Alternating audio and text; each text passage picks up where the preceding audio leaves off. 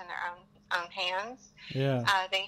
The uncle of the stepdaughter, the 16-year-old that he was supposedly murdered, actually brought a gun to the girl's funeral, and the voodoo preacher came in and sat right down behind the uncle, which infuriated him. He was already just angry anyway. Everyone just knew that the voodoo preacher had killed the girl. And so he spun around during the funeral service and shot the voodoo preacher 3 times in the head. And they say that before the voodoo preacher even realized what had happened, he pulled a handkerchief from his pocket and was like dabbing the blood from his forehead when he slumped over and died. So people were really frightened of this man for a long time. I mean, even after his death, they were terribly frightened of him when he was alive in the 1970s and terrorizing the community of Rockford and the community of Nicksburg, which is what it was originally called. And, you know, there were stories of women that wouldn't, you know, if they saw him coming, they would cross to the other side of the street so they wouldn't have to walk by him, because they believed that if he looked you in the eyes, that he would own your soul. And so, you know, people were terrified of him. And then even after his death, you had people supposedly holding vigils at his graveside to keep him from coming back, because everybody thought, you know, people were thinking that he was going to come back from the dead and, you know, get his revenge. And some people wanted him to come back from the dead too, you know. So it was just so many rumors and, you know, a lot of mystery that still continued even after he died. So we also learned that he was buried pretty much almost across the street from this house where Jenny had lived with her family. So, I mean, it was just all this information just stacking up, and we were just, oh, good Lord. So we had the voodoo preacher buried in this cemetery near Jenny's house, his brother, who was believed to be murdered by him, the nephew, and both the wives were all buried there as well. And so we just, you know, that alone to me was enough to say that, yes, I think that this story is in some way connected to the haunting that Jenny experienced. We learned that some of the bodies were found very near Jenny's house that she'd rented. A lot of times they were alongside the road, kind of the MO, I guess you could say, of this voodoo preacher man was that he would make it look like an accident, like some type of car accident had happened, because he would collect the life insurance money. So if they had looked like they had died of natural causes or were murdered, he wouldn't get any money. So he always staged it to look like it had been some kind of car accident. So a lot of these so-called car accidents had happened right on the road that ran past Jenny's rental house. So that's so insane. Yeah, it was just like one thing after the other that we kept learning. And just in that small town, too, that's just crazy. It is crazy. And there's just so much more to it that, you know, I could just go on and on. But we researched the land all the way back to the early 1900s. You know, we even found even more information that is all in the book, which was all validating to what Jenny had gone through and to what Blaine had told us that night. And, you know, it just really proved to me that Blaine is the real deal and he could be trusted. And, you know, I can still say that now, 6 years later. He's never let me down. He's always, you know, either been right or I just haven't validated yet. But I know I will. I know I will eventually. So. That's awesome. Yeah. Do you want me to play some of these EVPs, or the spirit box and the EVP? Absolutely. Let's play those. Can you tell me what the first one is? The first one I got is Ghost Box Mark. Okay. So, yeah, the night we were doing the investigation, we did come across the spirit of a little boy, and we were trying to get him to tell us his name. And I think in this clip, you'll hear him say his name come through. All right, I'm going to play it now. I'm going to go ahead and play it twice for everyone.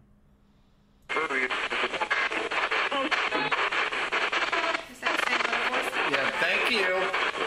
What's your name?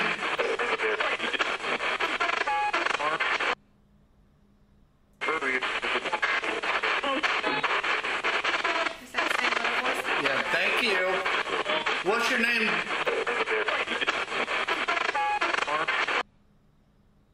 And that was one of the names that Blaine had picked up on, right?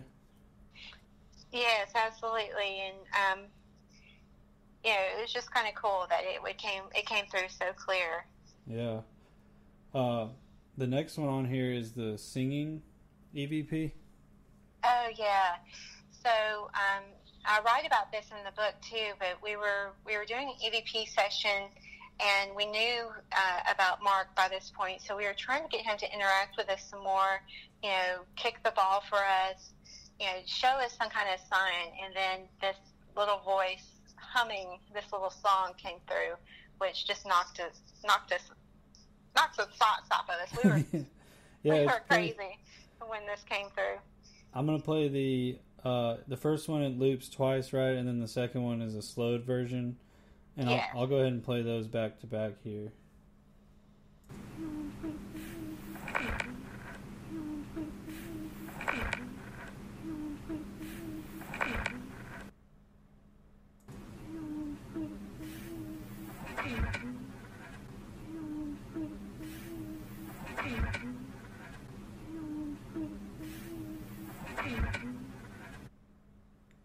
Yeah, that one's just awesome. That one gave me chills last night when I heard it.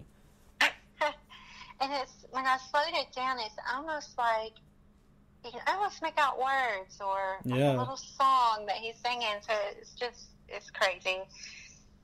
I'm gonna play the slowed version just one more time. Okay.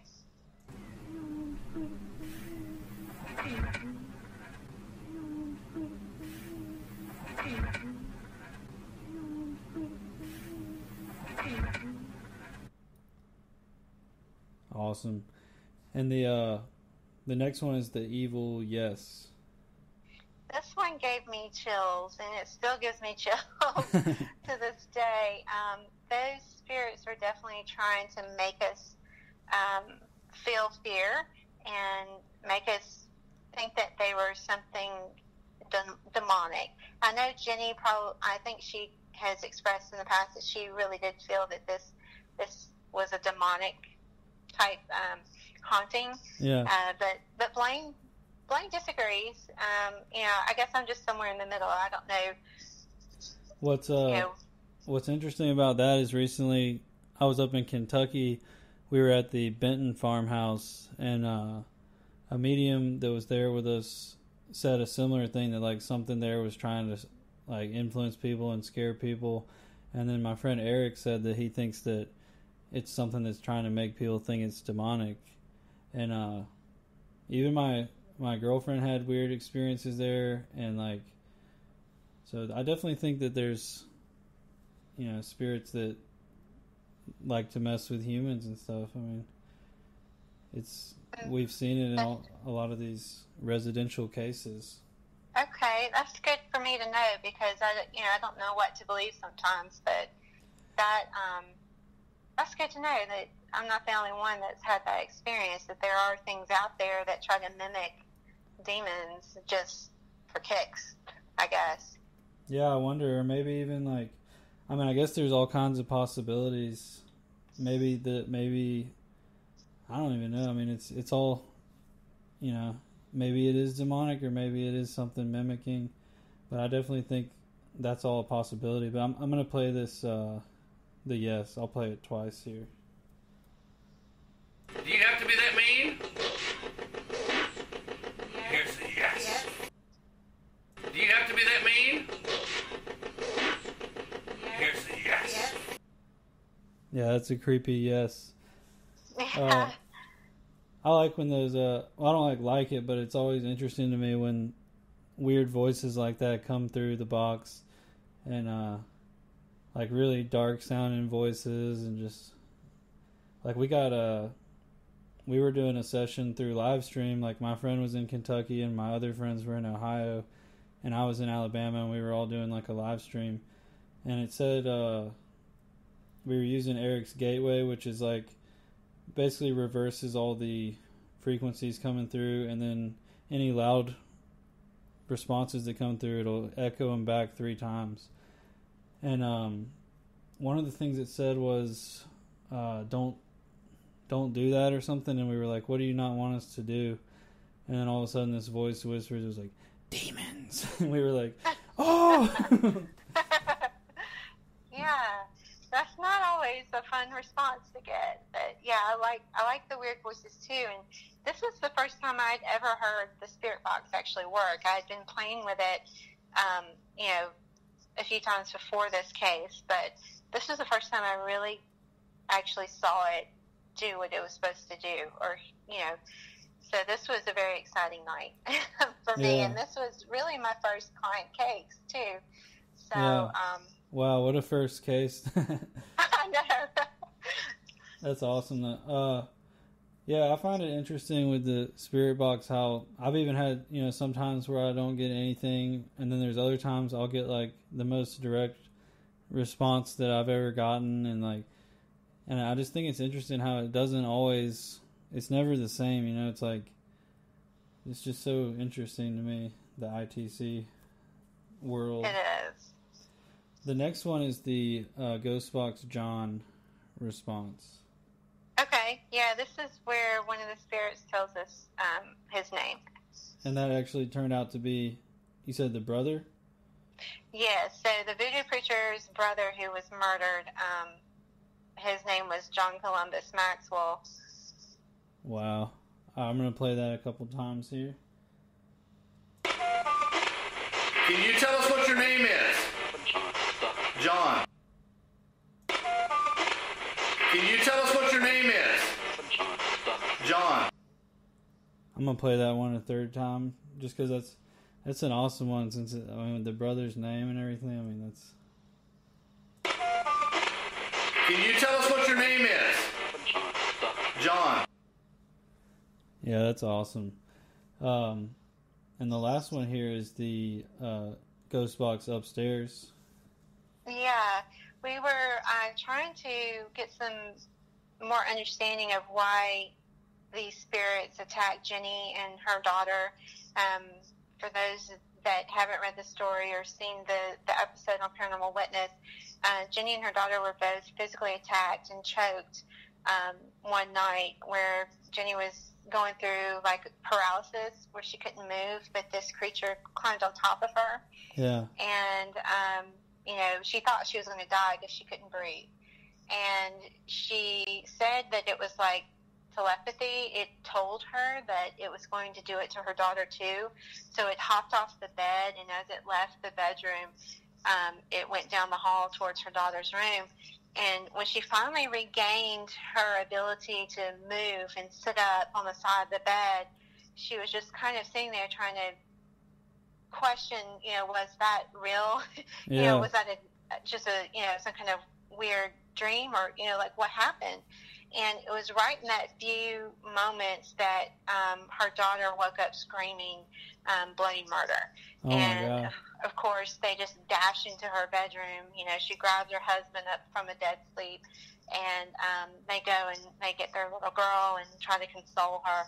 But, she was like, it's so out of character for her daughter to, wake up in such a panic like that in the middle of the night. She just knew that what she had experienced was real. It wasn't a dream. Definitely. It was real.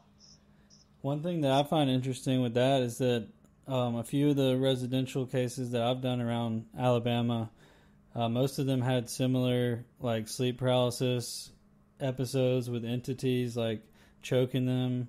And then I have heard of a couple like that with like seemed like they were telepathically told something by whatever was in the room with them or attacking them. And that's all just, it's strange, that there's those similarities in those cases. Yes, that is. Well, I'm gonna. So this ghost box upstairs